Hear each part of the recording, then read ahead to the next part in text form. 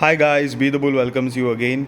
Concord Biotech Limited का IPO आने वाला है, तो उसके बारे में बात करेंगे। उससे पहले मेरी चैनल पे नए हैं तो प्लीज़ गाइस सब्सक्राइब करिए और आपके सारे कॉन्टैक्ट में भी शेयर करिए और उनको भी कहिए कि मेरी चैनल को सब्सक्राइब करिए, लाइक करिए मेरी वीडियोस और कमेंट करिए जो कोई भी आपको आगे की स्टॉक मार्केट की इन्फॉर्मेशन किस स्टॉक के लिए चाहिए। तो ये कंपनी के अगर बिज़नेस के बारे में बात करेंगे तो 1984 से कंपनी इनकॉर्पोरेटेड है, एपीआई मैन्युफैक्चरर्स है।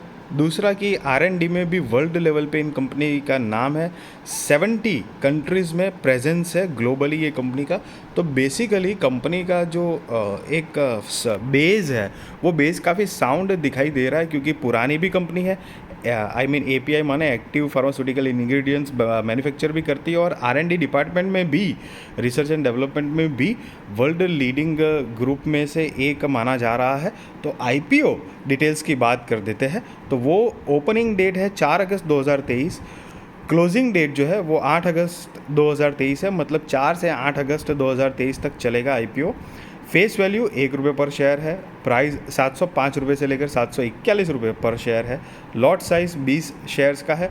टोटल इशू साइज़ की बात करें तो 2,09,25,652 शेयर्स, करीब 1,551 करोड़ रुपए कंपनी इस टोटल इशू से जुटाने वाली है। और सारे के सारे जो है वो ओएफएस मतलब कि ऑफर फॉर सेल के ज़रिए आ रहे हैं, मतलब 2,09,25,652 शेयर्स, एक की फेस वैल्यू से 1,551 करोड़ रुपए कंपनी जुटाएगी।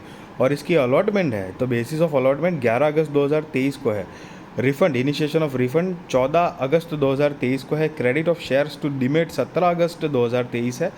लिस्टिंग डेट जो है वो 18 अगस्त 2023 है। तो इनकेस अगर आपने अप्लाई किया है और आपका आईपीओ नहीं लगता है तो रिफंड की जो डेट है उस टाइम पे आपको पता चल जाएगा। रिफंड का 14 अगस्त 2023 को है। और cut off time for UPI mandate confirmation शाम को 5 बजे 8 अगस्त 2023 को है। यहाँ पर एम्प्लॉय डिस्काउंट ₹70 पर शेयर है, मतलब जो कोई भी ये कंपनी के कर्मचारी है, एम्प्लॉय है, उनको अगर आईपीओ अप्लाई करना है तो उनको स्पेशल डिस्काउंट दिया जाएगा ₹70 पर शेयर का। Issue type book built issue IPO है। लिस्टिंग एट बीएसई एनएसई है। तो ये एक मेन बोर्ड आईपीओ है गाइस, एसएमई आईपीओ नहीं है। शेयर होल्डिंग प्री इशू 10,46,16,204 का है। अब यहाँ पर QIB shares offered not more than 50% of the net issue है। NII HNI shares offered not less than 15% of the net issue है। रिटेल शेयर्स ऑफर्ड की बात करें तो not less than 35% of the net issue है। सो आप retail category में हो तो ऑब्वियसली मिनिमम एक लॉट के लिए अप्लाई करना है। 20 शेयर्स आएंगे, 14,820 रुपये आपको जमा करने पड़ेंगे। रिटेल में ही मैक्सिमम 13 लॉट के लिए अप्लाई करना है, 260 शेयर्स आएंगे, 1,92,660 रुपये आपको जमा करने पड़ेंगे। SHNI में मिनिमम 14 लॉट के लिए अप्लाई करना है, 280 शेयर्स आएंगे, 2,07,480 रुपये आपको जमा करने पड़ेंगे। SHNI में ही मैक्सिमम 67 लॉट के लिए आपको अप्लाई करना है, 1,340 शेयर्स आएंगे और 9,92,940 रुपये आपको जमा करने पड़ेंगे। BHNI में हो तो मिनिमम 68 लॉट के लिए अप्लाई करना है, जिसमें 1,360 शेयर्स आएंगे और 10,07,760 रुपये आपको जमा करने पड़ेंगे। तो बेसिकली ये जो SHNI और BHNI ये है कि HNI मतलब हाई नेटवर्थ इंडिविजुअल इंस्टीट्यूट्स आप कंसिडर कर सकते हो, और दूसरा S और B का मतलब ये है कि पर्टिकुलरिटी कैटेगराइज किया गया है कि इतने से इतने अमाउंट वाली कुछ HNIs होंगी तो उनको स्मॉल में कैटेगराइज कर दिया जाएगा, और इससे ऊपर वाली होगी तो उसको बिग में कर दिया जाएगा। तो ये बेसिकली एक छोटा सा बाइफर्केशन है, तो उस हिसाब से वो भी अप्लाई कर सकते हैं अगर अप्लाई करना चाहे तो इसकी प्रमोटर्स की जो प्री इशू शेयर होल्डिंग है 44.08% है, और पोस्ट इशू शेयर होल्डिंग भी 44.08% ही है, जो कि Sudhir Vaid and Ankur Vaid are the promoters of the company.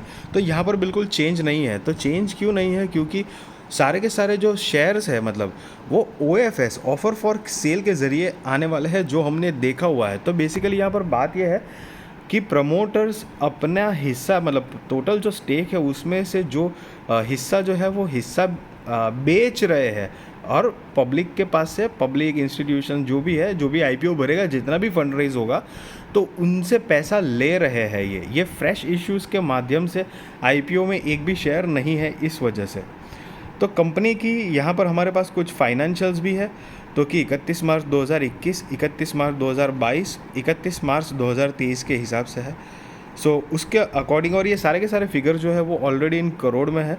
तो और लेटेस्ट रिसेंट वाले हम फाइनेंशियल्स देखेंगे, मतलब 31 मार्च 2023 के, तो उसके अकॉर्डिंग कंपनी की टोटल 31 मार्च 2023 के मुताबिक कंपनी की टोटल असेट जो है वो 1513 करोड़ रुपए के आसपास है। टोटल रेवेन्यू 888 करोड़ रुपए के आसपास है। प्रॉफिट आफ्टर टैक्स 240 करोड़ रुपए के आसपास है। नेटवर्थ जो है वो 1290 करोड़ रुपए के आसपास है। रिजर्व्स एंड सरप्लस जो है वो एकदम 21, 22, 23 बिल्कुल ज़ीरो नील है, मतलब कंपनी के पास कोई रिजर्व्स एंड सरप्लस नहीं है।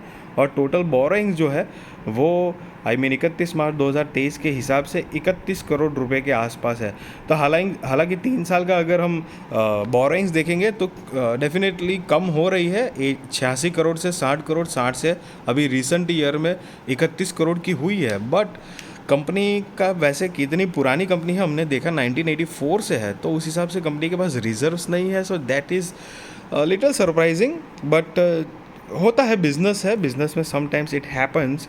सो what are the like rest details वो तो कंपनी के और बिजनेस और प्रमोटर्स भी जाने। हालांकि ये आईपीओ है इसीलिए, नहीं तो रनिंग कोई भी स्टॉक होता है इन्वेस्टमेंट के ज़रिए तो डेफिनेटली एक काफ़ी अच्छा मैं अपना पॉइंट ऑफ व्यू रखता है इसके ऊपर। आप भी अपना पॉइंट ऑफ व्यू बताना कि आपको क्या लग रहा है कि इतनी पुरानी कंपनी है तो रिजर्व्स एंड सरप्लस तो 3 साल से कुछ है नहीं, बोरोइंग्स भले कम हो जा रही है, चलो ठीक है, लेकिन कुछ तो फंड जमा किया होगा। ये वो बात हो गई कि आप मतलब 84 से गिनेंगे तो 16 और 10 26, मतलब कितना 26 30 साल हो गए कंपनी को, और 3 साल से आप मतलब आप 30 साल से नौकरी कर रहे हो, आपने कोई पैसा बचाया ही नहीं है, इस तरह का बात हो गया। मैं कोई हालांकि कंपनी का आईपीओ डिग्रेड नहीं कर रहा हूँ, बट एक जस्ट जब जनरल देखते हो तो एक छोटा सा आपका माइंड सेट में ओपिनियन भी बनता है, वो जस्ट मैं बता रहा हूँ आपको। सो आप नीचे पढ़ भी सकते हो, अमाउंट इन करोड्स में है। और कंपनी के कुछ की परफॉर्मेंस इंडिकेटर जो है वो पीई जो है वो 32.29 का है। मार्केट कैपिटलाइजेशन 7,752 करोड़ रुपए के आसपास है, मतलब कि मिड कैप कंपनी है। ईपीएस 20.79 का है। RONW 20% है। और ऑब्जेक्ट ऑफ द इशू जो है, achieve the benefits of listing the equity shares on the stock exchanges and carry out the offer for sale, जो कि हमने बात करी, up to 2,09,25,652 equity shares by the selling shareholder. समझ रहे हो? तो इसमें यहाँ पर कहीं पर भी जो ऑब्जेक्ट है उसमें लिखा नहीं है कि कंपनी को आगे बढ़ाने के लिए कुछ मैन्युफैक्चरिंग यूनिट नए डाल रहे हैं, या कुछ बोरोइंग्स है तो बोरोइंग्स कम करने के लिए अपने पर्सनल एक अपने पर्सनल के लिए दिखाई दे रहा है, ना ही कोई दूसरा अदर एक्सपांशन बिजनेस ग्रोथ के लिए कहीं पर नहीं दिखाई दे रहा है। So that is what this IPO is.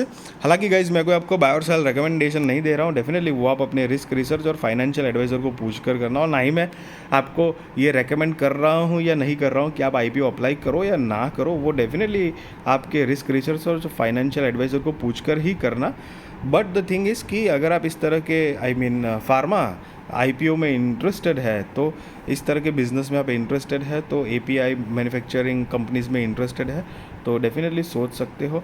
और अगर मेरी वीडियो अच्छी लगी तो ज़रूर लाइक करिए, शेयर करिए, सब्सक्राइब करिए, और गाइस प्लीज़ लाइक करिए, और आपके सारे कॉन्टैक्ट में भी मेरी चैनल शेयर करिए, उनसे भी सब्सक्राइब करवाइए, मेरी सब्सक्रिप्शन बढ़ाइए, मुझे भी सपोर्ट करिए। Thank you so much for watching this video guys.